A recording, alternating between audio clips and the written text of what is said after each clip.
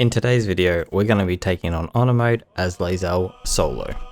A couple pre-warnings for this one. We're going to be doing some techniques that may be considered forbidden.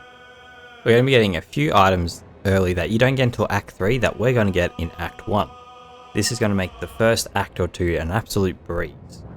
And no, there is no mods that make us get these items earlier. These are all things you can do in the base game in your playthrough right now. If you want to use more glitches to get more money, anything like that, be my guest. This doesn't really affect the difficulty of the run having infinite money, for example. Rather just help you get the tools that you need without going through selling every bit of material that you find. My next note before we get into this video is, if you want to make this an easier experience, don't pick Lae'zel. Sounds counterintuitive, I know. If you want to replicate this as a Dark Urge Githyanki warrior, you will get a much easier go through, especially in Act 3. Alright, so obviously for this one we're playing as Lae'zel as our origin character, which means we can't really change much at the start besides our pre-allocated stats. Now, I have both my in-game voice and my voiceover voice in this video, so if you hear me say something that seems a bit weird, it might be because I'm actually playing the game when that voice line is said. Our stat allocation will make 16 strength, 14 charisma for some early checks, and some 16 constitution. The rest is totally up to you, however stats you like, pick them, doesn't matter. Once you've done that, we're going to change our proficiency here into perception, sorry. Perception just gives us a couple of trap checks and things like that. Start of our run, obviously we're grabbing us. Us gives us a little bit of extra XP and just allows us to get to the Nautiloid a little bit easier and efficient. We're using the strength option here and pulling out. Now this is obviously anti-Lae'zel because it's a creature that she doesn't really vibe with, but it's not about lore here, it's about power. Going to the first fight, Lae'zel gets a break for once and we're throwing off this one random NPC that you get when you play as Lae'zel. We don't need him, we don't want him, he's off.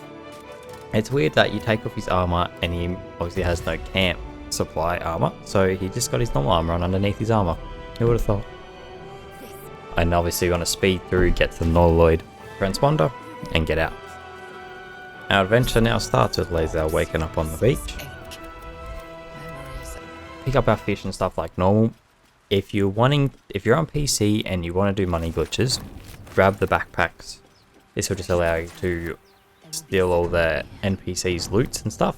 If you don't want to do that, you don't have to. You can get all the money legit. It just takes a little bit more time, a little bit more selling, all that kind of stuff, but you can totally get it legit. We're going to meet Gale's portal here and we're just going to leave him. It loses us some XP, but it's better than having him yapping to us every time we need to go to camp. Kill the Mind Flayer. This is very Lae'zel behavior. And we got a speed potion, which is lucky. Next we're going to come down here and try get our nature check. This will give us 2 speed potions if we pass, which we do.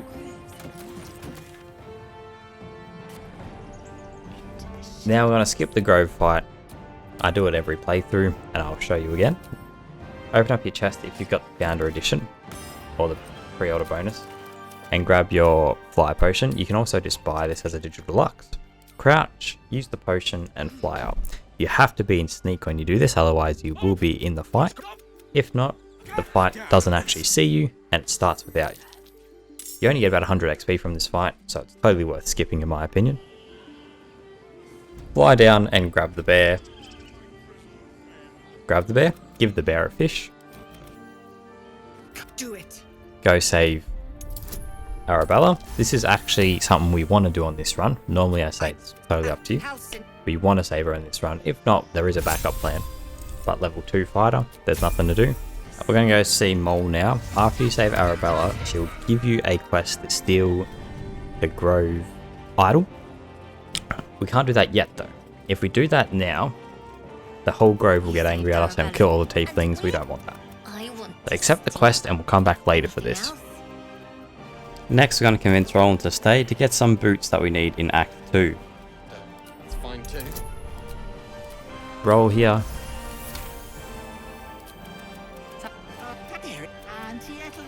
We need an invisible potion and Ethel has one. we're going to go stop Raphael from talking to us. This is essential.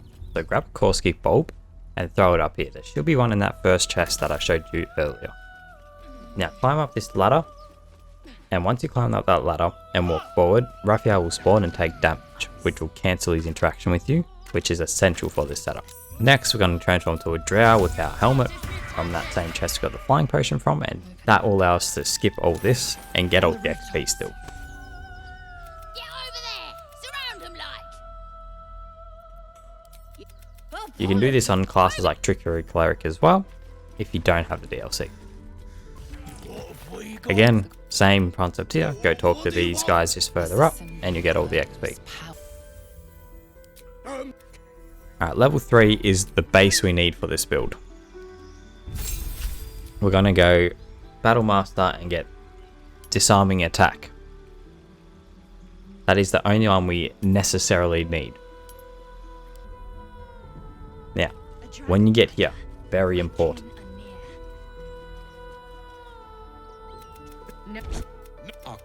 So, trigger the cutscene, go invisible, and use a strength potion. And you're going to run over, and then use improvised weapon on Ketheric, and then drag him as far as you can, open your map up, and then teleport to any other one. I just did the Emerald Grove. Now you got Ketheric here. We're going to disarming attack him. If you fail, that's it. If you want this weapon, you'll have to restart or reload your save if you're not playing on honor mode. We got it first time. Nice. I say first time. It's not like I have a choice. A Silver Sword of the Astral Plane.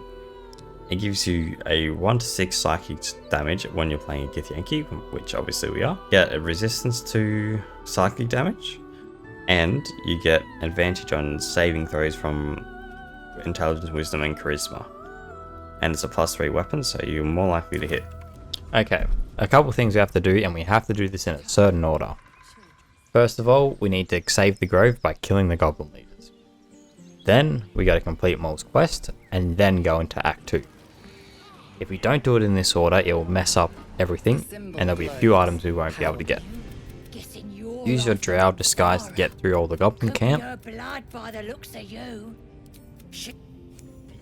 And once you're through here, talk to Prestige Gut. Let her brand you and go into your visions and let her help. Drink the potion regardless if you see it. Once you're captured, just make sure you don't try to resist, and Corella will come and kill her for you, and that's one of the Goblin leaders down.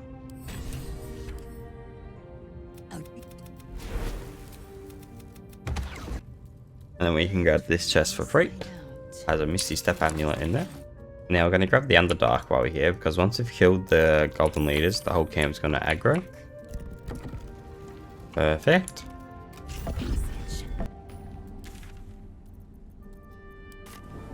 We're going to make our way back to the Goblin camp, and we're going to steal some explosive barrels.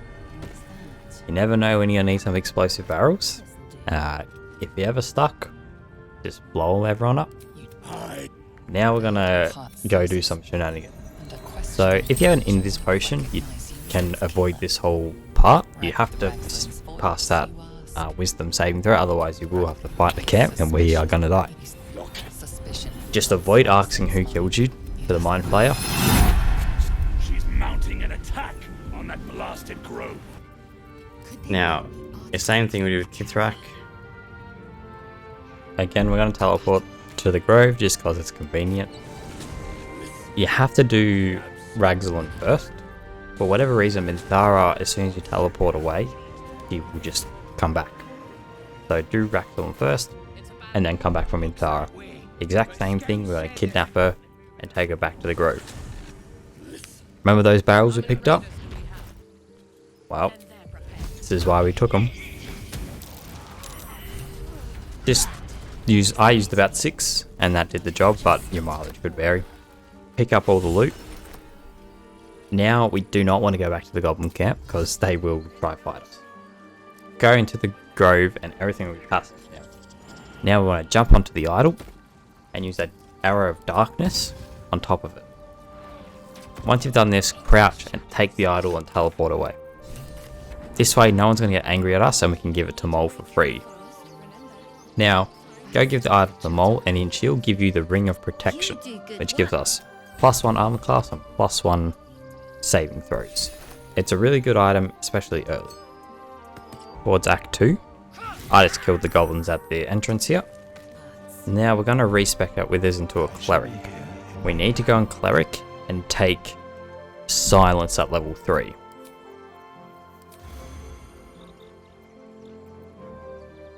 I would take 16 Strength just to make your attacks more likely to hit, because what we're about to do is going to take a while. Level 2 doesn't matter, just go straight to level 3, and at level 3 the only thing we need to do is prepare the spell Silence. Now if you're experienced, you definitely know what's about to happen. Go into Act 2 and you'll see Raphael here. If he didn't do the damage to him earlier, he will not be here. What you're going to do is cast Silence. When you've cast Silence, when you attack him, he won't be able to talk to you, not triggering his cutscene. Which means we can just sit here and wail him. Silence doesn't disappear, which allows you to just keep going until he's dead.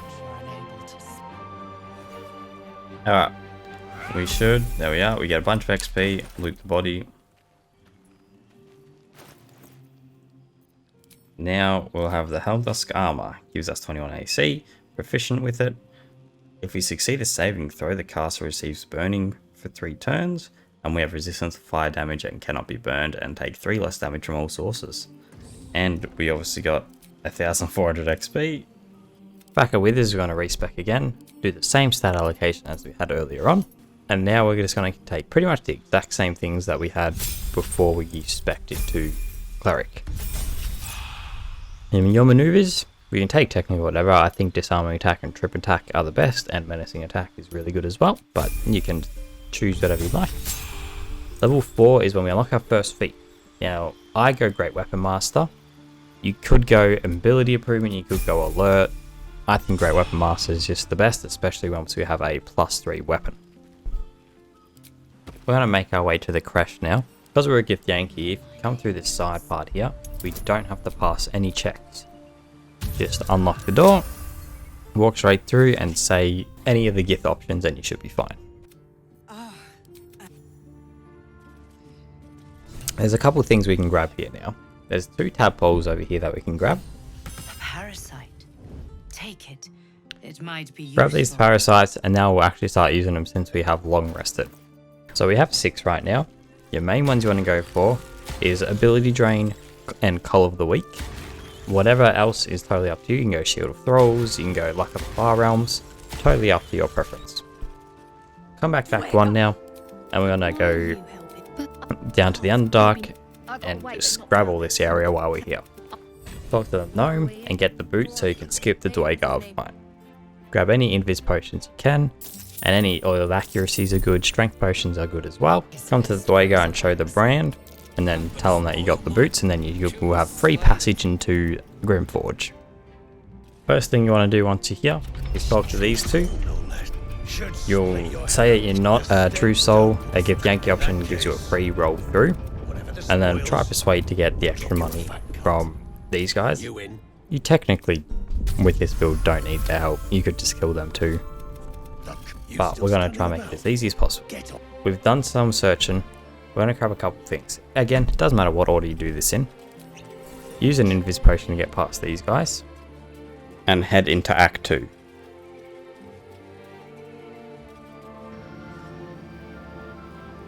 Grab the torch, and then we're going to make our way through the Shadow Curse. If you have a torch equipped, the minor Shadow Curse won't do damage to you. Because we've got a 2-handed weapon, we don't want to go into combat. Follow the path here, and you won't get into any kind of combat.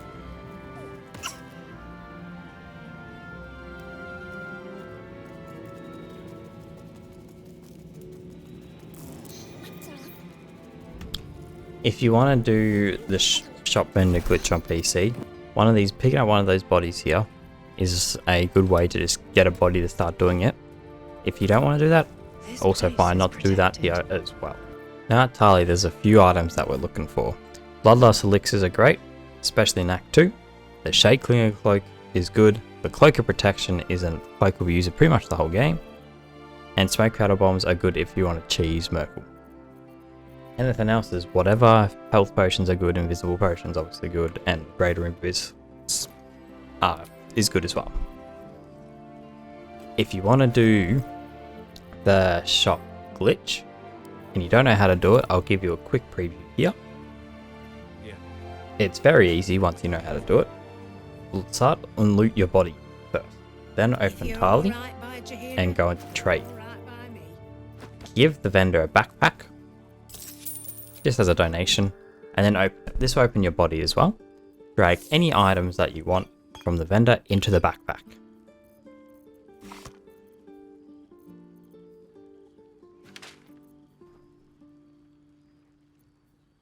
Then select all and drag into the body.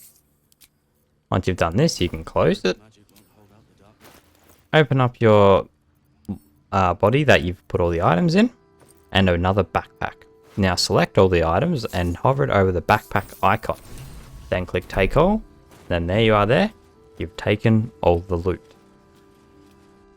Another item we're going to grab is from Mattis, which has these boots here. They give +1 armor class and +1 acrobatics. We don't care about the acrobatics, we just want the +1 armor class. Not an essential boot, but I just think it's nice having an extremely high AC, that we're pretty much untouchable, and once we have crit protection, we pretty much can't die in the first act or two unless it's to a spell or fall damage or something like that. But I can't say I've ever died to anything normal with this setup.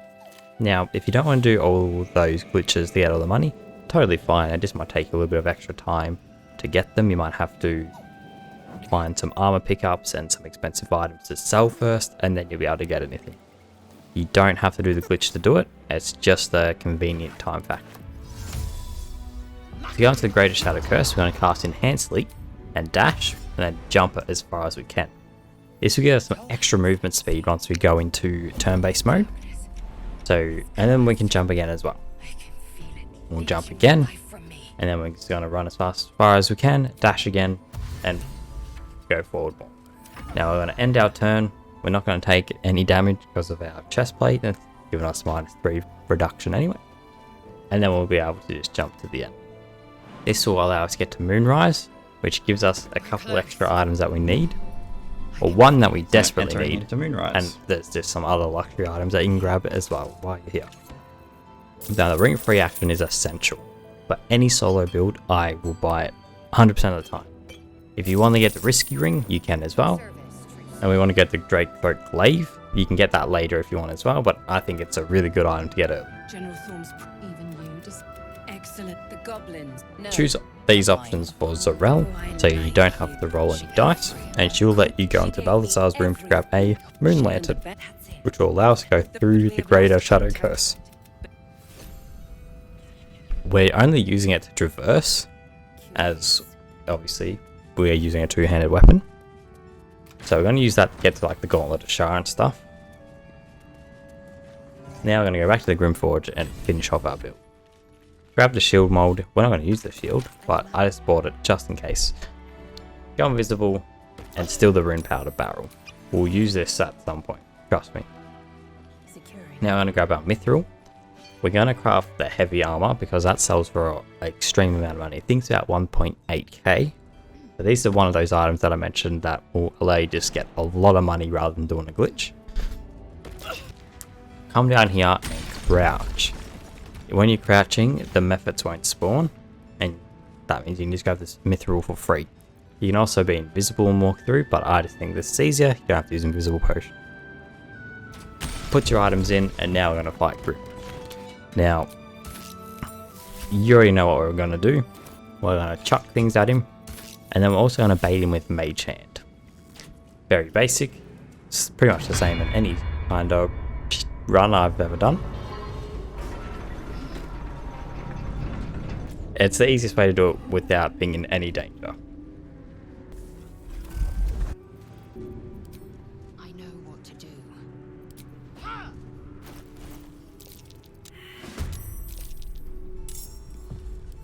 When you get into about 300 HP, you want to back off.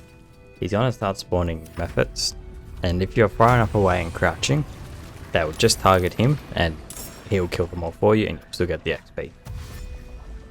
Now come back and we're going to start throwing some things and using Mage Hand to do some big damage.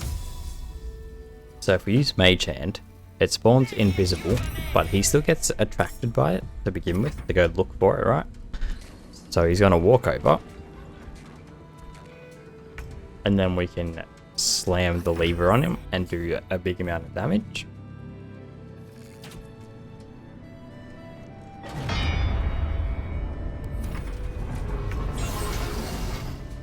Time to strike. Now you can actually get it to happen again, but I messed it up. But you can just finish him off like normal, and this hits us level 5. We'll level up. Now level 5 is a big power spike because we get an extra attack.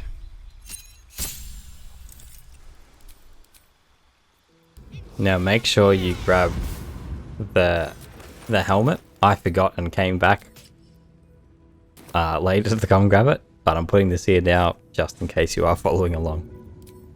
Now we're gonna go get some arms for some +1 AC.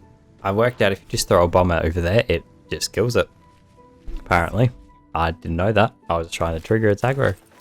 These boots give us +1 AC, putting us at 25 AC. We are almost untouchable in Act 1 pretty much.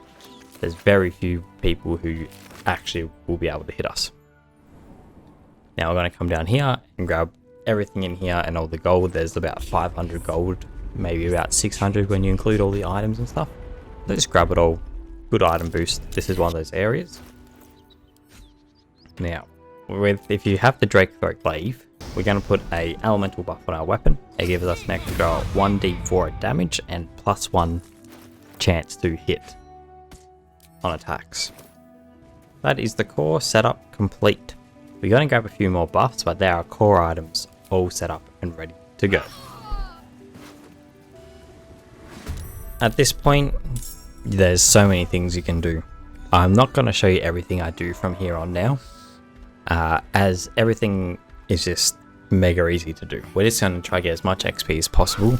We want to try hit level 8, level 9 Act 2. So just kill everything that you can. Anything you think you can get XP from, do it. I killed the whole camp here, gives about 1,000 and a bit XP. But just go crazy. I'll show you all the key kind of bigger fights. This is one of the bigger ones that you want to do as soon as you can after you've set up. Once you've done this one, you get a D6 bonus to your attack rolls, your saving throws, your ability checks. It's an extremely powerful buff. Once you get it, you do not want a long rest though. So do anything you want a long rest with first, and then do this. Come back to the Sovereign Spore once you've killed them all, and he will grant you the buff. Then, just clearing out some more enemies in the Underdark. This is actually my first close call of the run. There's a few, but this one was quite bad. This one was a pure positioning mistake on my behalf. So I wanted to highlight it so you can see that runs don't go perfect. Sometimes you mess up. It's just about recovering and getting a little bit lucky. So I came up here, and after I came up here, I kind of did think, what if he pushes me off or something? I'm going to take a lot of fall damage, and he thunder waves me, and yeah, I almost died. I get left on 5 HP. Even though you're extremely broken, especially in Act 1 and 2, it doesn't mean you're invincible. And then I'm going to go into the prison, and I'm just going to start throwing people off the map. These give you a lot of XP because it's Act 2. However, they did see me do it, and I did go into...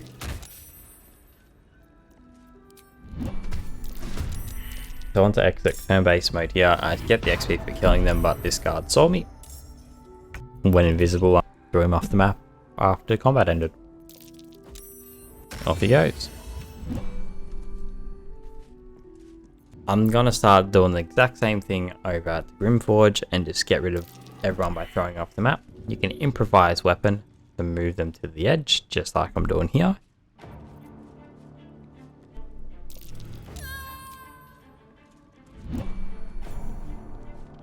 in the near fight. Now, our turn order is actually extremely lucky here. Going last in the near fight is extremely good, especially if Nere goes in the middle.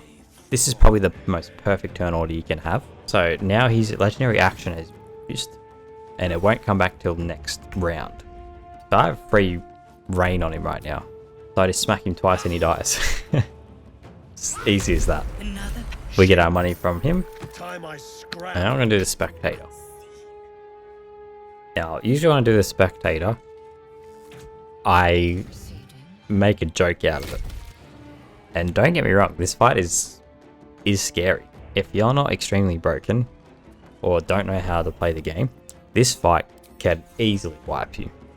Lae'zel's a bit strong, so she walked up and showed the Spectator who's champ. Now if you're invis, you'll get the surprise round on him.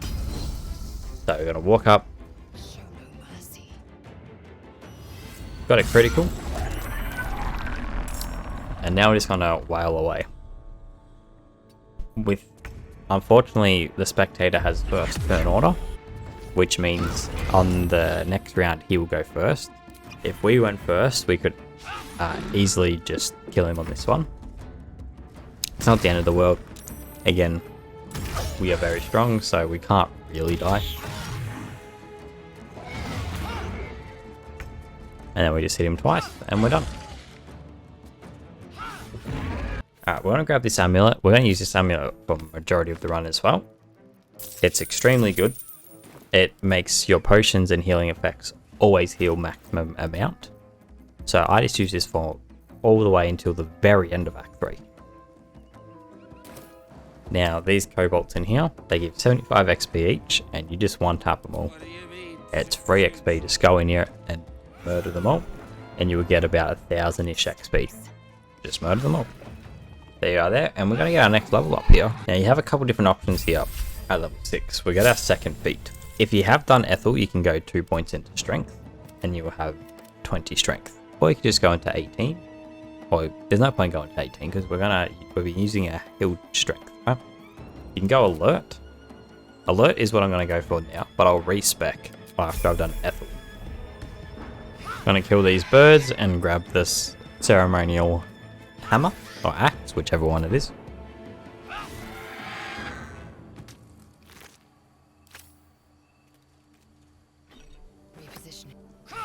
And then we're going to grab the ceremonial axe from here.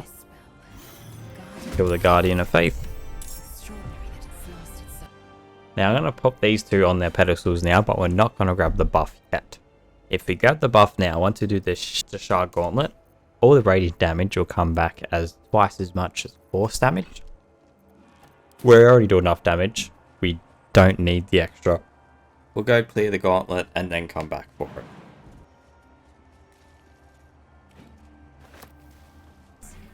Alright, let's head into the Shar Gauntlet. I'm going to attack Raphael here so he doesn't keep talking.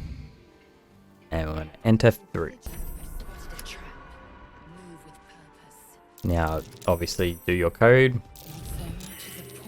Once you're in the Shar Gauntlet, you don't have to have the lamp equipped. Obviously, otherwise we would not be doing this yet. There'll be no chance for us doing it. Equip our sword back on. And we'll be able to go through. You upset. Unlike our stealth archer build, we don't have the range and action economy to be able to destroy all these portals. If you have the Titan string bow, you can probably kill these portals because we have a lot of strength. However, I don't. I want to stray away from just defaulting to the Titan string bow, even though it's probably the best bow for this build as well, especially early.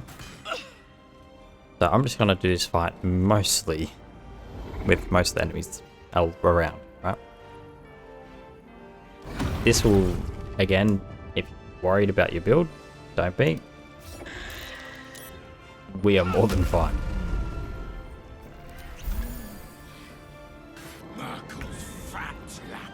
We move on to the room outside of Balthazar's, and this will be the true kind of proof in the pudding, I suppose. I can't keep up with these portals at all. So our fight ends up looking like this. I wasn't really in that much danger at any stage. The archers are the bigger problem. They are more likely to hit. So if you really want, you can try kill all the archers first. However, as you can see, I'm surrounded, so I can't really move. But they just constantly miss because the AC is way too high.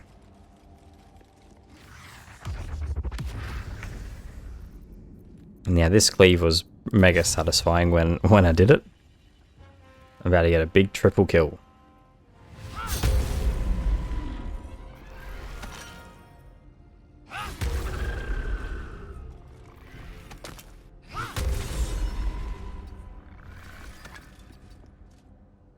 After the fight, we're going to buy the speed potion of Balthazar. This is simply so he just doesn't use it when we're about to kill him. Otherwise, it can just get a little bit hard. I just straight go for it. You can like summon his brother somewhere else and then kill him and whatnot. ICBA, we just go for it. Unfortunately, he gets turn order first because he's got alert, I assume. So we don't get to capitalize on the prone. And we miss an attack on him there. He's gonna cloud kill us. It's kind of inconvenient, but we'll just teleport back towards him. Our main priority is killing him. If we kill him, we're in the clear.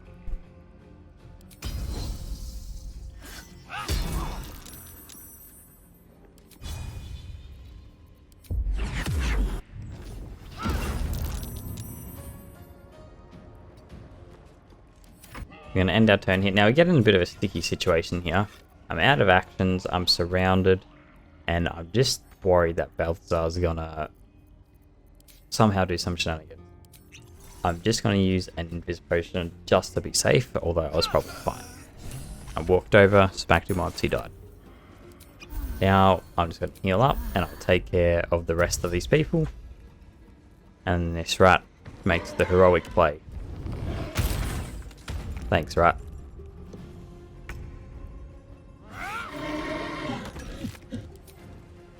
Now we're going to clear out the library section as well. These are the last enemies in here that will reflect the radiant damage. So it's going to get rid of this, and then we can take the radiant damage without any downside from here. Now for some reason, instead of getting the radiant damage and the bless buff and stuff like that, I decided let's go try to do the Isabel fight. Now I made a big mistake here. I should have invis potioned Isabel. It's usually how I get through this fight, but I didn't do that. So yes, the whole place dies. If you don't have all the items you want from here at this stage yet, I would not do this fight because there's a high chance that it's all going to come burning down. So we killed Marcus just fine. It's these other guys that cause the issue. Here is Isabel dying. And after Isabel dies, we got to kill the whole last light in, which is very easy.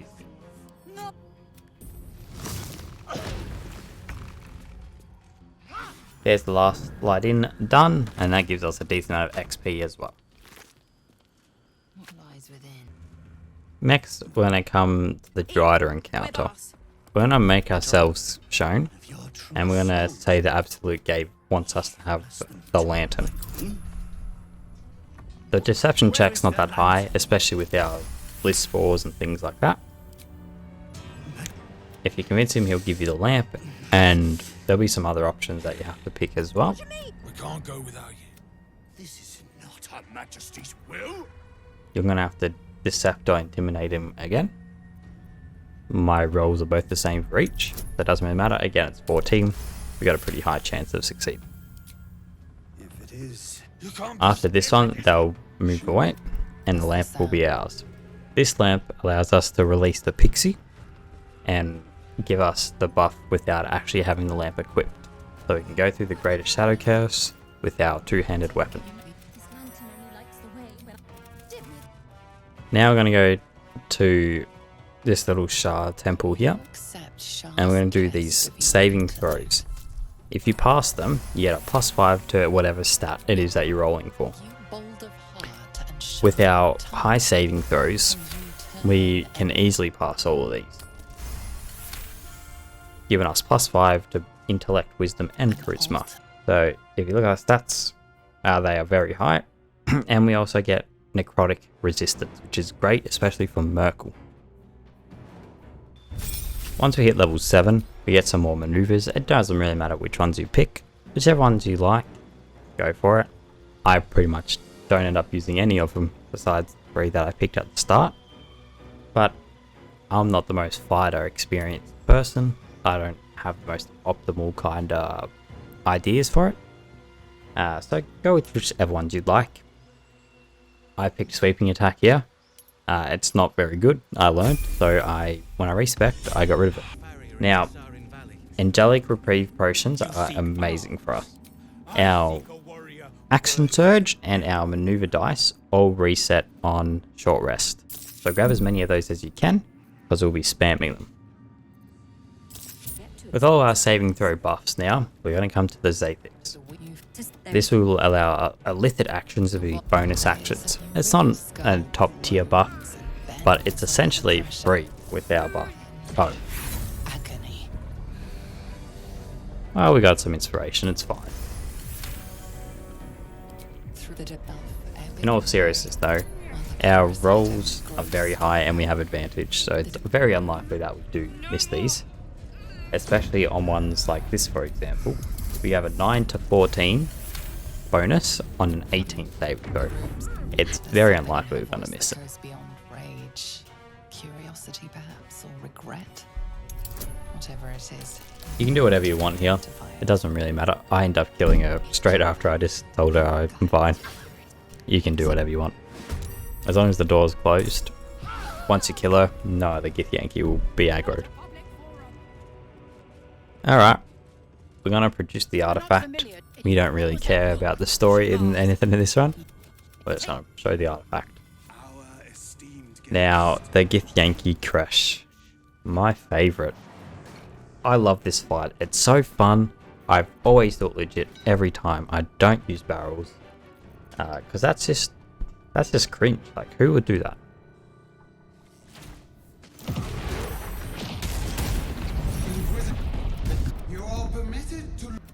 Good luck. Talk to the Green Dream Guardian, and she'll give you a permanent bless buff. This also lasts until your next long rest, so again, we're not long resting. Now we have a D6 and a D4 to our attack rolls. I go invisible here, and I kill this leader. She's really the only scary one in the creche besides the Inquisitor from here on out. Although I do almost die in this part as well, which I'll show you. I kill all these guys in the surprise round I have.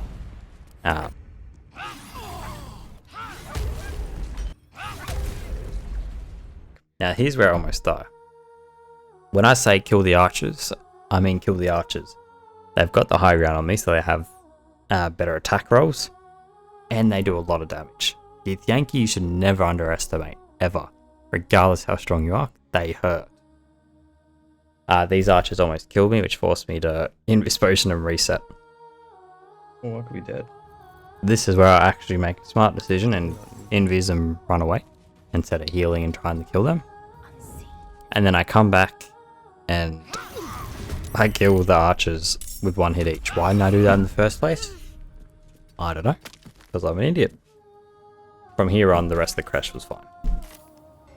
Now we're going to go handle Ethel, so we can get the hair and then race back into 20 strength, and then swap to Bloodlust Elixir. Bloodlust Elixir is just a better alternative than boosting our strength, and we can just do that anyway. And once we hit level 8 or level 9, we'll be able to get alert back anyway. So it's not the end of the world. We'll only be missing alert for a short amount of time. We're going to kill all the red caps out here. Again, if you have the Ring of Free Action, you won't be able to get held personed. But I just out of habit always go for the ones that can hold person you. Now I'm going to show you probably the craziest death of kill I've ever done. I did not expect to do this much damage. Well, I knew I'd do a lot of damage, but I've never done Ethel like this before. Usually I have some mess up or something, but this was as clean as it comes. So I've got see invisibility on, and I revealed her, which is great. And I get kind of lucky here. So I'm going to use Soulbound or whatever it is. Or Soulbreaker. And I stun her. I turn off Colour of the Week real quick. And I just hit her.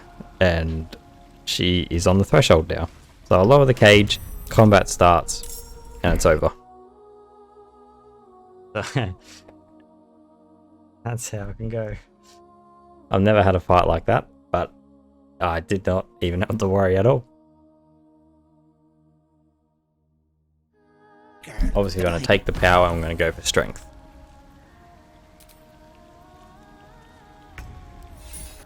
We're just going to exterminate a spider real quick.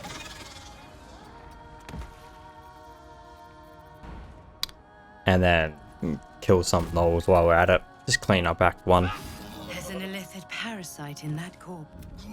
Now I'm going to head back to Act 2. And we're going to start doing some of the bigger stuff there. Now our saving throws, because they're so high, we pretty much can never lose the drinking checks, right? They're extremely high. The performance ones we can. We've still got decently high checks. Like I passed this one, which was quite lucky. Our next saving throw, light work. Your belly rump. And I'm pretty sure I failed this one. Oh no, never mind, I'm the goat. Drink again. Then he explodes. Easy. Now here I fail my persuasion to cure that. Now you can do this one and then 1v1 the doctor, if you would like. I went all in and said, nah, I'm going to try kill him with my word. And I do. So he stops breathing oxygen. And he uses a good talisman that you might want to use at some point. I don't use it in this run, but if you're playing Dark Urge Githyanki, I'd recommend it for Orin. Now I'm going to respec here, so I can get my 20 strength. I do this and then I literally level up like 2 minutes later. So it really was no point me doing this, but I did it anyway. Use your stats, however, because you got the +5, going an even odd number doesn't really matter. And then just do your level ups as normal, except at level 6, obviously we're going to be taking ability improvement or great weapon master, whatever order you did it in. As long as you take the ability improvement, you'll be fine. And now this is our stats. So we got, you could put a point from int into charisma or charisma into int. Something like that to balance it out. I wasn't really 100% optimizing it. I just kind of clicked the buttons and prayed. I just went and killed the last storm. You can talk your way out of it. It's not that hard of a fight though, really. At And level 9, I get a you lot. get another feat. I literally respec 2 minutes ago. Now, after you've done with your traders and Moonrise and you don't need any more items, clear out Moonrise. It's just easier to do it now, going top to bottom, rather than doing it when you're going to fight You were witnessed assaulting someone. Ketheric. Then you don't have to waste all your resources clearing it, going back and forth. It's just easier this way. So clear out Moonrise Towers. It's not that hard, and you get a lot of XP for doing so. I already cleared out the bottom half of it, the prison. If you haven't done that already, it's pretty easy.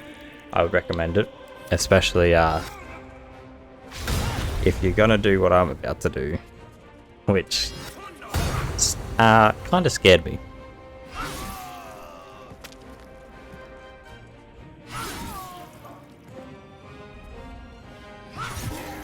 Parasite in that core.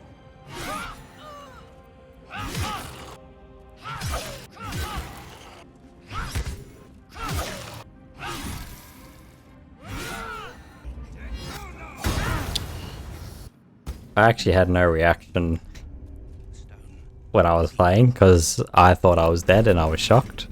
And then I realized, oh, I've just been taken to prison. That's fine. All the guards were killed down here anyway, so I could just easily go and loot my stuff. And then I just went back and killed them all as normal. I'm sure if you died a second time, you're probably game over. I'm not really sure how the prison rules work, to be honest. But I clear out Moonrise. And I gain another level. For level 9, we get Indomitable.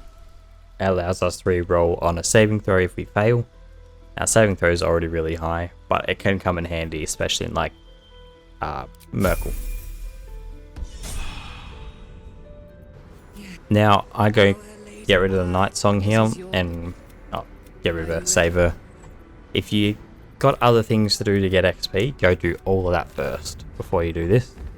This will kind of put you in that end game kind of scenario, and you cannot go back to Act 1 anymore.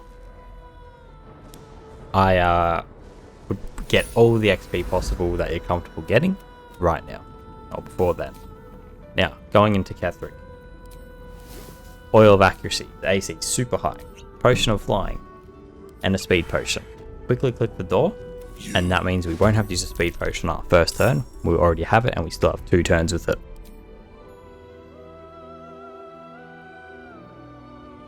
Fly up here, which will get us close enough to be able to hit Ketheric. Now, ideally, if things go your way, you one phase him here. They don't go my way at all.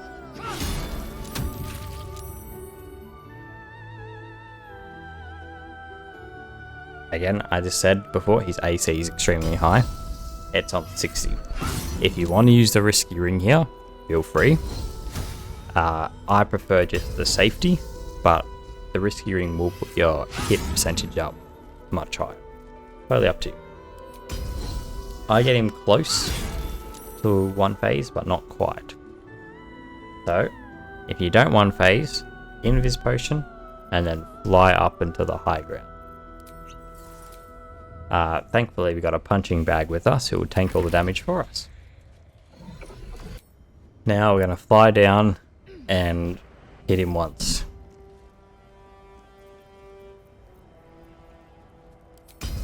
I use a trip attack here just to be safe. Enough. We hit him, and then he disappears. Now the next person you want to game for is the other person who's not a necromite. I don't know her name. We're going to go for her next, because she's the next lethal threat, and we can pretty much 2-tap her. Assuming we hit. The only way we don't hit is if we roll a 1. Like that. If you have the risky ring, you're pretty much guaranteed to not miss. So I'm going to go Invis and fly up here.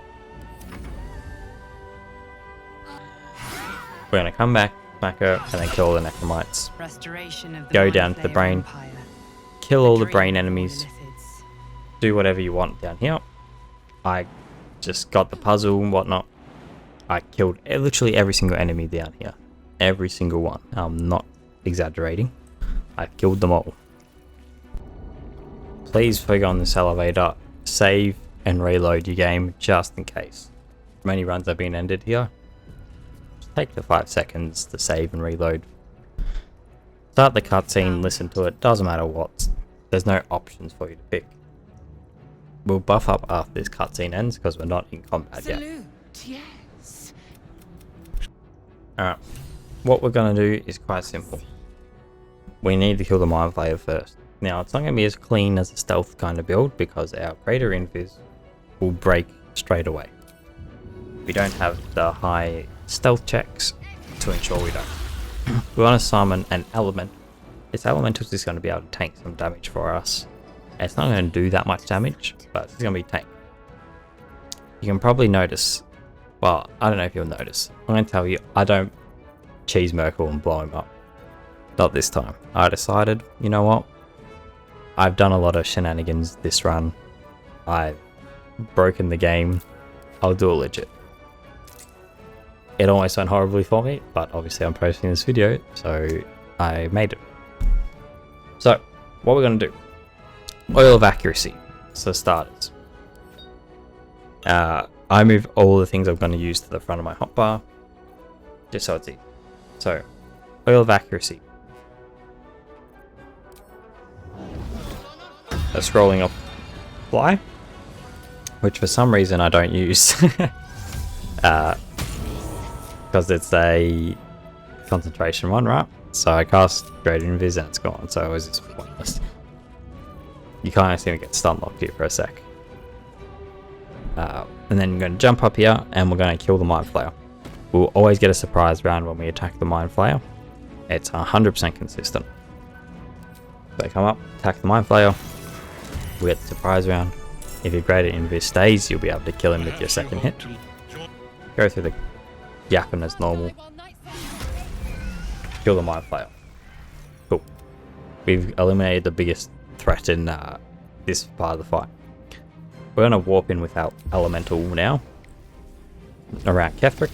So Ketheric's got a target that isn't us to look at. I'm going to use multi-attack on Isabel, which actually does quite a lot of damage. Then we're just going to jump over and we'll end our turn. As it's a surprise round and we're first in the initiative order anyway, we can just release her straight away. That takes up our action for the turn, but we have to release her so we can actually hit Ketheric, so we gotta do it. I use a speed potion here, which I kind of regret looking back now. I don't think I need to at this stage, but that's fine. I kill most of the intellect devourers, and on my next turn I kill the last. I think there's an argument to be made to clear out as many as the necromites as you can. It's kind of hard on a melee build to do that though. I think it could be an option, because as you're about to see, this Myrkul fight is going to go on for a long, long time. So we're going to kill Isabel, and then we're just going to start hitting Ketheric. Again, could very well be a mistake. I don't think we'll be able to keep up with the amount of necromites spawning anyway, so I don't think it really matters at the end of the day. I just miss every attack. I use an invis potion to step away. And unfortunately, for the elemental, he's going to get a big salute for what's about to happen to him. He did good. Now we finally kill Ketheric. And now comes the big fight.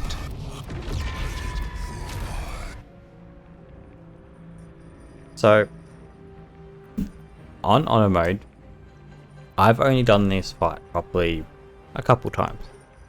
I tend to just use barrels and blow him up because it's a hard fight. So I'm going to try disarm attack him. I figured that's probably the best place to start. If he doesn't have his scythe, he probably won't do as much damage. And with my necrotic resistance, as you can see there, I take barely any damage and I'm going to save 95% of the time.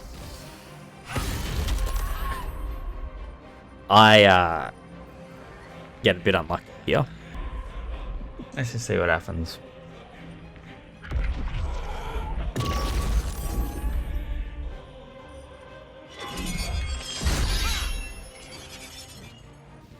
I decided maybe I should summon another elemental, just to put some of the pressure off me, right?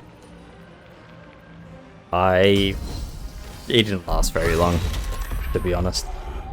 There's my last dice and he saved it again. So I can no longer disarm him, which is fine. I use an arrow of darkness to blind him to lower his hit rate. Not that he's got a high chance of hitting me, but when he does hit me, it does hurt.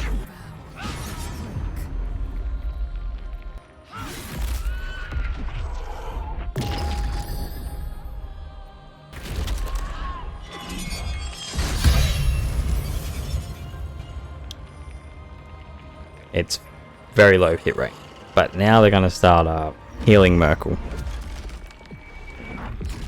I'm going to save you the pain. This is as close as I got to dying, really. If you come to this edge here, you can heal. It's fine. As you can see, healed to pretty much max with our amulet.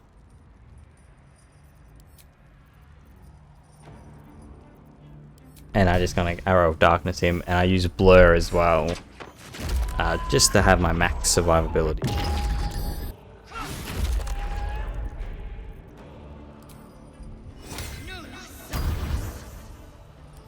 Alright, I'm gonna speed up the footage now. I'll explain what seems to happen here. I don't know when about, around maybe 18 to 20, 23-ish or something. For some reason, he doesn't seem to storm the Necromites anymore, which allowed me to slowly win, right? My ability drain is draining his attacks, so he pretty much can never really hit me. Like, I end up getting ability drain to like minus 14 or something stupid. And the Necromites, as soon as they come up, I can just kill them because there's only one coming at a time. Don't understand if this is intentional or not, or if this is just he runs out of actions to summon them, or it's a bug. Couldn't tell you, but it allowed me to finish the fight, so I'm not going to complain. This fight took me about 40 minutes. Holy, that was crazy. So it goes to show you, the battle of attrition really does come in handy. Now we're going to go into Act 3, which means we're going to lose all our buffs. We're forced a long rest here, which is fine. We had fun with them while they lasted. But before we go into Act 3, we have one final fight that's forced upon us, and that's the Githyanki monks protecting Orpheus, or trying to release Orpheus. Now, last time, I don't know if you watched my last video, but I'm really messed this part up and almost died. I've learned from my mistakes. I'm a changed person. I know how to do this part now. I shouldn't have messed it up the first time. That's fine. So I'm going to walk and then use Misty Step to Misty Step up here and then run to the portal. God, look at me go. I've learned. That's how you meant to do it. Not like what I did last time. Then just kill the Gith as normal.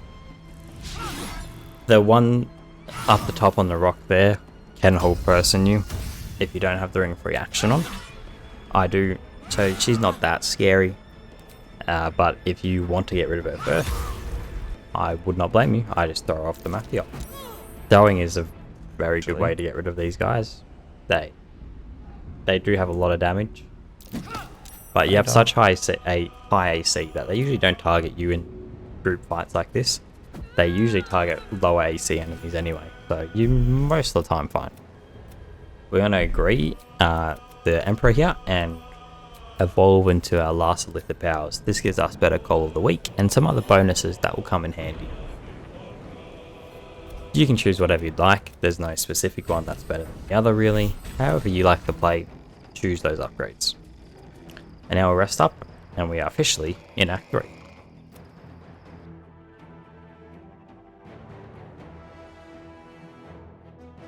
Alright, we're going to start off with Act 3 with selling Ketheric's gear that we just got. We're trying to make as much money as possible, and at this stage of the game there's so much money around. The first thing I want to buy in Act 3 is the Stony and Bony statue. This gives us a permanent bless buff for the rest of our game, after we long rest for the first time. Once we've hit our long rest here, you'll see our sweet stone features. That's our permanent blast buff, and from here on, there's not really much point of long resting on a fighter when we can just use angelic potions for a short rest. We're going to try and get one more buff in this run as well. First we got to make our way past the bridge. I don't really like doing the fight, especially on solo, so I just come down to the edge and jump over. It's safe and you don't have to worry about any fighting.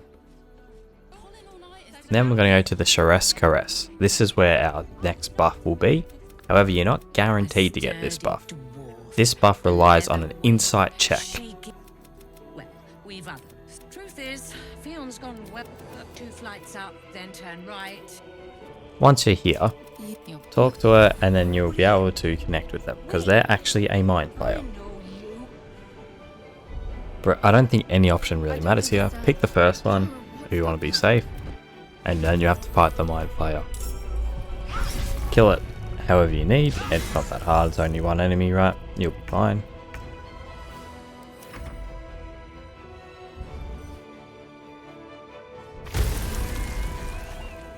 There we are there. So this is now where the RNG comes in.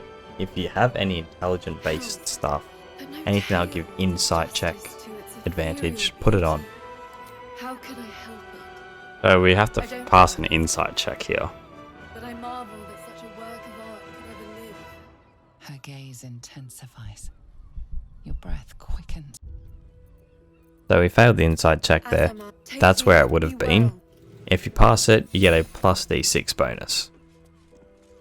Unite the hells, but We're going to make the deal with Raphael, but don't worry. It won't be the last time we see our devil friend this run. Okay, Act 3 shopping. Potions, healing potions, anything like that. We're very in the battle. So you want to get any healing potion, any speed potions, cloud, strength, giants, elixirs. These arms are also good. It's totally up to you what kind of build you go here.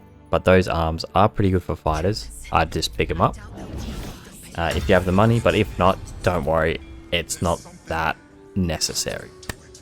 Use fly and just fly around the bridge there just so you can skip any checks. Meet with Gortash and accept the deal.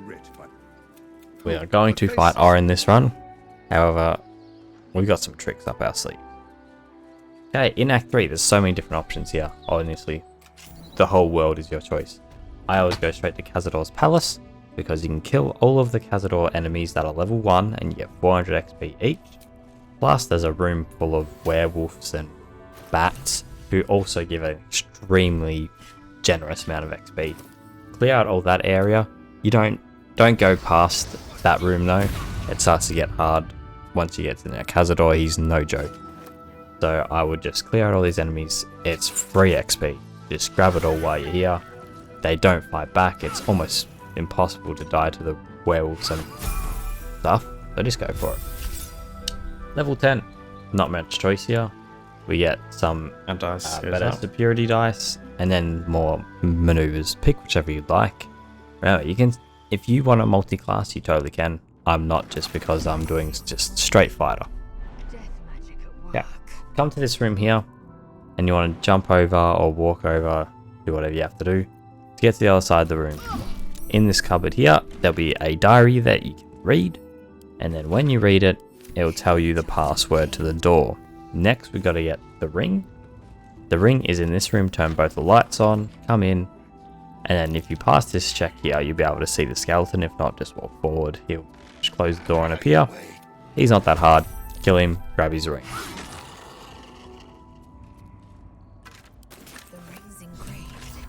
Once you got the ring, come back to this red door here. You'll have the ring and the password, which means the door will open. This is where all the werewolves and bats are. It's not a hard fight. I literally had them all surrounding me and I was completely fine. You can pretty much one-shot. You'll be able to one-shot all the bats without question, and the werewolves only take 2, maybe 3 hits max to kill them. As you can see, I'm easily wiping them out. And that is where all we're going to do in this place here. There's a bunch of XP. Next, we're going to come here. If you pass all the checks here, you can get a bunch of XP just for free. I failed the checks, so I went for the pickpocket route, and I failed the pickpocket, so I just killed them all. Doesn't really matter how you do it, as if you kill them, if you pass a check, if you steal the ring, regardless, I'm pretty sure you get the same amount of XP. So just do it however your playthrough runs out, or on any playthrough. It's just free XP really, especially if you're playing a stealth build. You can easily get all this XP just for free. So kill him, and then just kill the rest of his friends without issue, really. Alright, once we've finished the fight, we grab the ring, come up to this little hole here and insert the ring. This will unlock the secret passage, and we'll be able to go and see Mole and also see the bartender who'll give us some Tezzeret. Tezzeret? That's a magic card.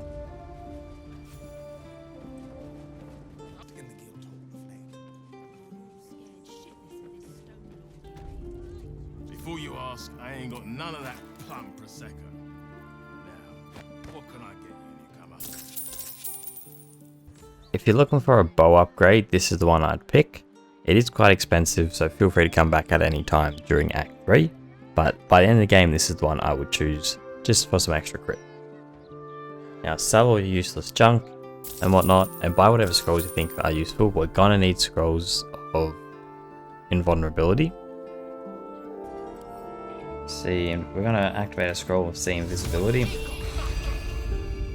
I'm gonna go into this left portal here. Do as the choices you. I'm gonna fly down. Vaults. Alright, and we're gonna go to the vaults. Okay, in this display case here is a scroll. Now this scroll will allow us to one-shot either the dragon or the elder brain.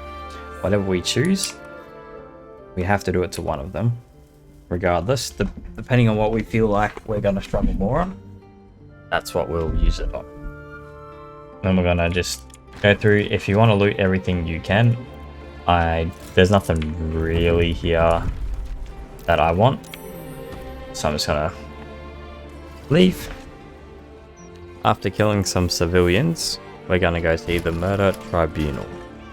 This is our ticket into finding the Orin fight and being able to just get through for free. If you're unfamiliar with the quest to get through this area, I would look up another guide. It's very easy, you just gotta kill a couple people without being caught. Come in here, give the hand, and then you'll be able to go straight through. And we're going to become an unholy assassin. And we get a bunch of XP.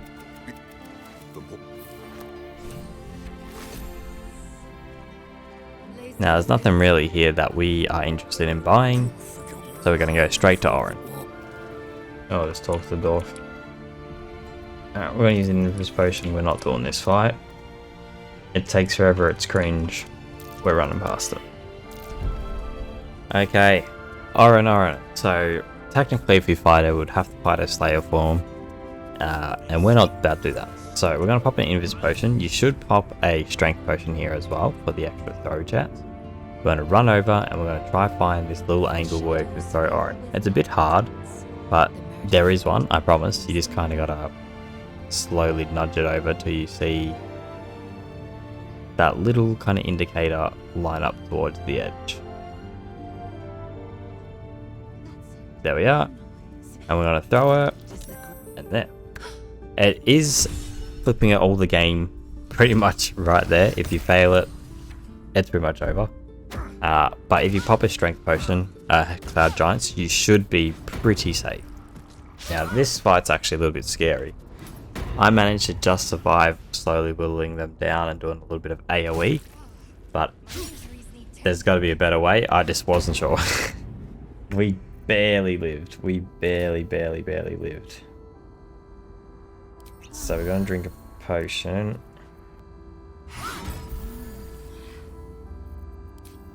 And then we'll sit. Now I don't think I have any more big potions. Use that now. Have cleave. So I'm going to just cleave. Okay, I've never used this spell ever, but it seemed like the appropriate one to use in a situation like this. I can just slowly whittle them down by them hitting me and heal whenever else I can. I did a little bit of AoE damage out of that spell and that kills 2 of them, so it's only 2 left. So from here we can pretty much out-heal majority of the damage that they do to us. It's going to use a lot of our health potions, but they will just die passively. So it's not bad. It might not be the most correct strategy in the world or effective, but it just shows you how even a creative kind of thing that you never wouldn't would normally do can end up winning you a fight. It encourages that creative gameplay and imaginative ideas to get yourself out of a situation, which I really love about this game.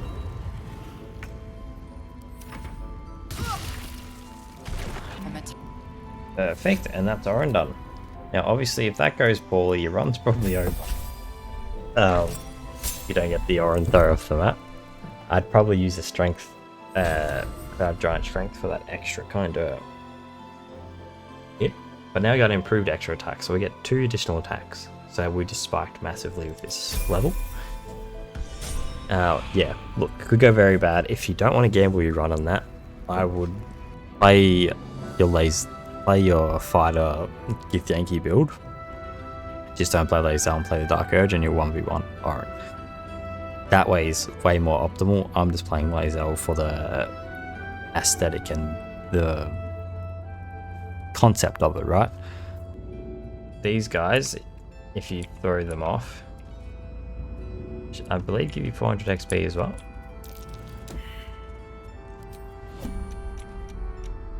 I can't remember if you're in trouble or not. I'm pretty sure from memory they don't care. Another 400 XP. The ones that have unstoppable, you can't move them by force. Right, this means we'd have to fight them. I'm not going to. I can't be bothered. Now you can talk to this guy and persuade him, and you'll get about, it's like 3,000 summon XP. I was recording this session very late at night after I finished work, and I completely forgot how to talk to him. I didn't know how to interact with him. It wouldn't let me. I think you just got to be there. So I hit him with a sword. Open him up. So we just got 3,000 XP there instead of doing this whole fight. I forgot if you had how to interact with him, so I just hit him. Oops. Now we're going to go to Onsa and get the Helm of Balduran. It's just a way better version of what we're already wearing, so you might as well go and grab it. We're not going to fight Onsa. Feel free to do it if you would like. If you're going to do it, use this Globe of Invulnerability. But I'm not in this run. I'm just going to go get the helmet. To do this, make sure you have an Invis Potion easily accessible in your hotbar. I'm going to put it very first item. So you want to fail this 3 times. So 1, 2, and on this one you want to instantly drink your invisible potion.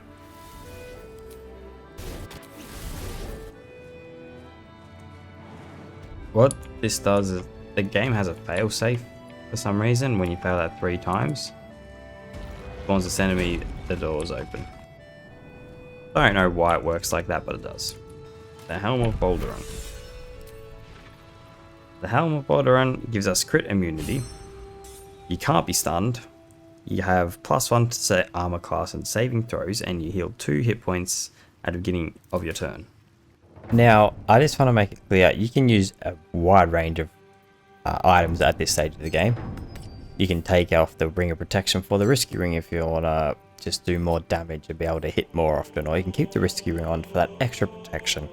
There's so many different routes you can go for here. There's no real correct 100% way. Whatever you feel comfortable and confident in is the way I would go. And now I'm going to go to the House of Hope. Now keep in mind, I've done a lot of stuff in between all these clips. I haven't shown all the things I've done for XP. Act 3 is full of it. You'll be able to get level 12 easily. I'm about to get level 12 in the House of Hope by killing like 2 enemies. We're going to go get the key. Now you can get this however way you want, whether you fight them, whether you do the temptation, whatever, doesn't matter. Just get the key. Then you can read this letter here and it tells you the password to break the contract.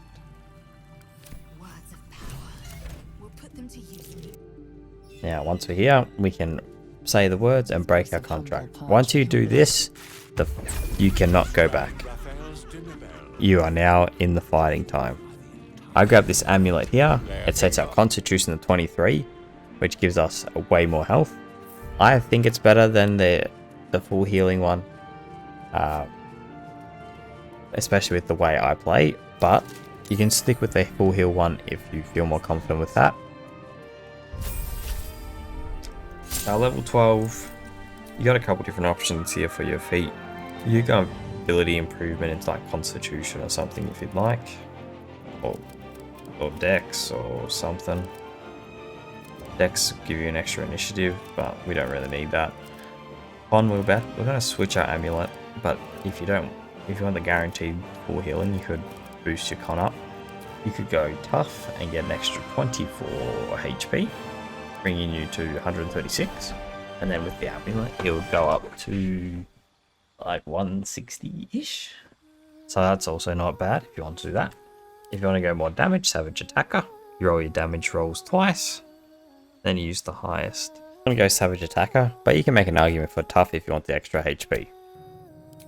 Now I'm already level 12, so killing things doesn't really benefit me that much. So I'm being lazy trying to skip him here. I've never actually tried this before, but I have to fight them on the way out anyway, because Hope gets caught by them. If you're not getting Hope and you just lockpick the door, I think you'll be fine. I don't have a lot of lockpicks, so they're going to go Greater Invis. Obviously we want to kill the Spectators, but these guys have Eldritch Blast, which is kind of annoying.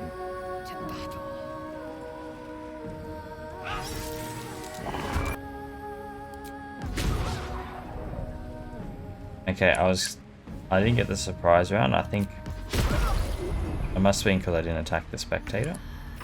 In all honesty, we just did not want to be somewhere we can be Eldritch Blast. I think we can still get Eldritch Blasted here. Thankfully the imps don't have that much HP, so even an arrow shot with our no archer build still procs Cold for weak to kill them, and we can slowly finish the fight off. Lae'zel deserves a big nap after that. We use so many healing potions. Now Raphael. If I was being fair, I wouldn't be having all these allies here. However, I'm not very experienced with this fight solo, and it's Raphael. I think he deserves a little bit of extra help, right? To stand against a devil in his own home. So, what is the tactic here?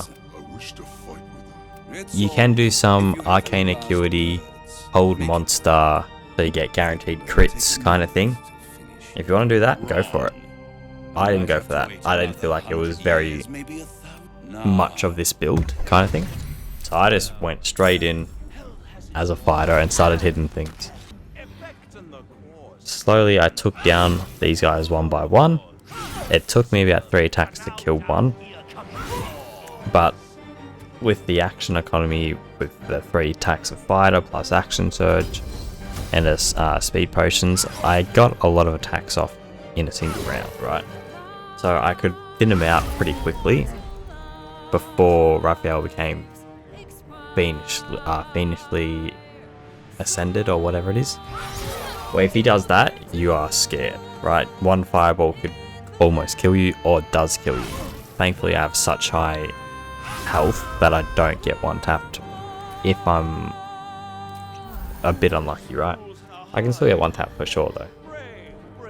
So I slowly start killing them all, and then once we've gotten it down to just Raphael, I start taking down the pillars.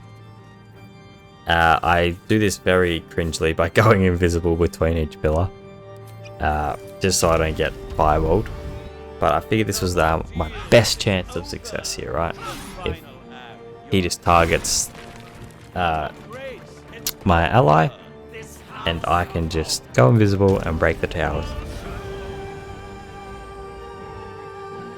But I'm not sure if this was even necessary by the way I get the kill in the end, and you'll see what I mean.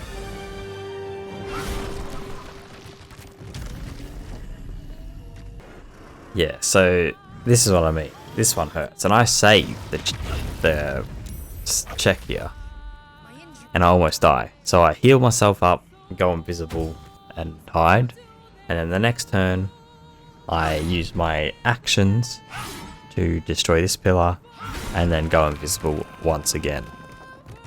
Now I have to use a speed potion here because my only invisibility is from scrolls, which require an action. It's one of those things where I just have to do it this way, otherwise I can't physically go invisible. My last speed potion, but I probably die if I don't use it. So use your resources, don't hold on because you want to make sure you have everything for the end. If you don't live, you can't get to the end. Use your resources, that's what they're there for. Our friend's going to die, leaving just us and Raphael. However, we're still invisible, so we're gonna run out of there, and Raphael's gonna try find us and reset the fight.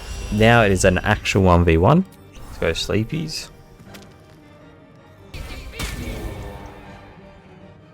Okay, so once we're here, I hit the stun on him, which gives me time to go for more attacks. I prone him, and if I was faster, I definitely could get an extra attack off here, but I was a bit slow. I should have just gone for a normal hit.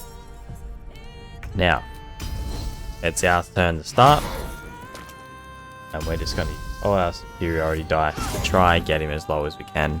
For action surge as well, consume a Terrazol, so we get some more attacks.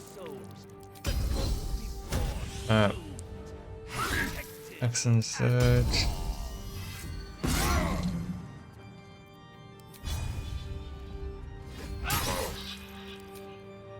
That's rating. Boom! One phase. Now we already have his armor, obviously. No more depths with its mask. We'll just do a cheeky Terrazol restocking since we leveled up, and now there's 3 in this shop.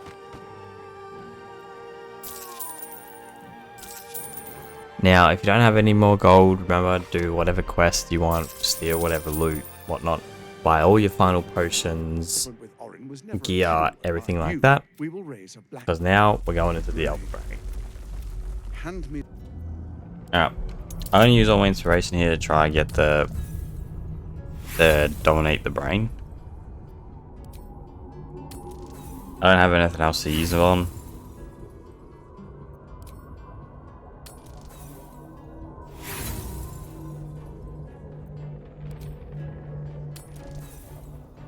I thought I hit it there. Brain will even if can't have keen crushed. Once the grand design. Okay, so I didn't have any invis potions left. So what I did is I gave greater invis to Orpheus, so Orpheus could walk through, because Lae'zel will not follow Orpheus, but Orpheus will follow Lae'zel. So he can just walk all the way through without being seen with invis, and his levitate is better than Lae'zel's anyway, so it works out. So we're going to take him all the way here and just fly up to the top, avoiding the whole fight. We're not trying to do any unnecessary fights this close to the end of the run. We are just trying to make our way there and win. Once we're here, we're going to do a few things. If you have done solo honor mode before, or even just honor mode, you probably know this trick. You're going to spam fierce, whatever it's called. What is it called? Don't mind me what I'm doing here, I'm just an idiot. I'm trying to do a custom thing to spam it, but you can't do it on offense. So, you're going to spam this constantly until you have about 5 to 6 stacks. You can usually get to about 5. Once you get to 5, you want to go into turn burst mode, and then use 2 more, one for your bonus action and one for your action. Then leave turn based mode, wait a second, and then go into the fight. I actually do it incorrectly, I'm pretty sure here. So I end up with 1 stack left, but you can end up with 7 stacks going in. 7 stack, and you should be able to one-shot the dragon and the emperor, or get pretty close. So here, that one there, that Mind Sanctuary depleted, you want to try wait for that to empty before you come in here. You'll lose one stack most likely, but you're getting two in return. So it's kind of a benefit. Okay, so here we are in the fight now. We're going to use the exact same ability we were just spamming before for both of our action and bonus action.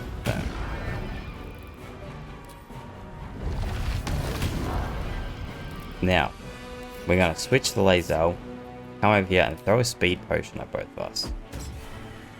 Then we're going to click back on Orpheus, and Orpheus is going to cast a spell from Lae'zel's inventory, being the one that we picked up from the magic place in that cage. With all these stacks that we have on, it'll do 15 psychic damage per projectile, and we've got 7 of them, so we're doing a lot of damage, right? We're doing better. Yeah, 101 psychic damage per thing. We unfortunately don't get the kill here, so the dragon gets to react, but we're fine. I normally cast a scroll of invulnerability on there. I don't know why I didn't. And then I decided to try to kill the dragon with dragon slaying arrows instead of just hitting it because of the tentacles. I didn't quite get it though, and then I make a miss. So we're gonna just be safe scrolling this. I thought, oh, I can actually concentrate a blast as a bonus action. I did like no damage. And then my scroll of invulnerability came down because it's a concentrated spell. I don't know why I did that. Here we're going to kill the guardian with a reflect, and then we'll try to kill the dragon with arrows again. And then I decide I'm an idiot and I'm just going to go and melee it, but I had the exact same attack chance. I don't know, I was a mess in this fight. I don't know what I was doing. But I still pulled it off, so that should give you some confidence. Even if you don't play perfectly, you can still easily win the fight. Don't panic if you don't play everything optimally. It's about how you deal with the situations you put yourself in that matters. So we're going to go up the edges here, on one on either side.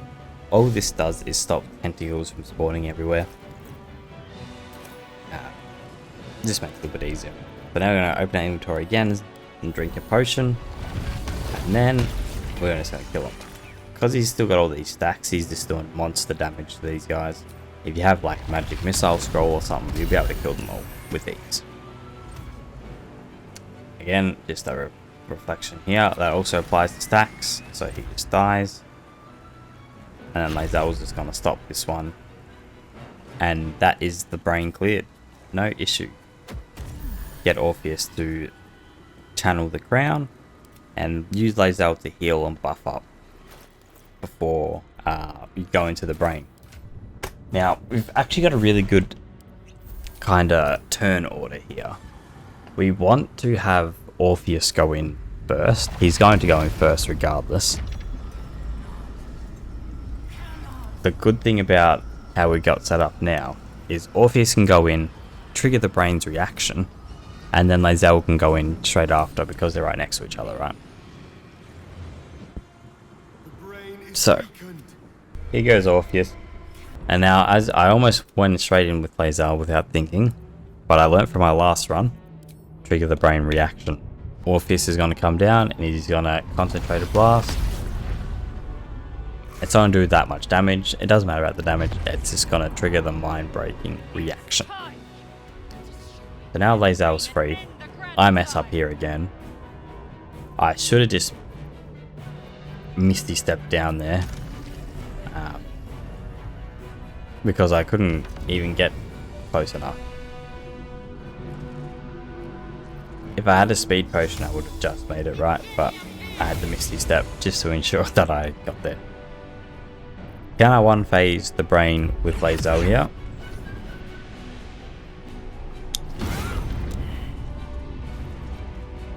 Attack 1. Attack 2. Attack 3. Action Surge. Attack 4.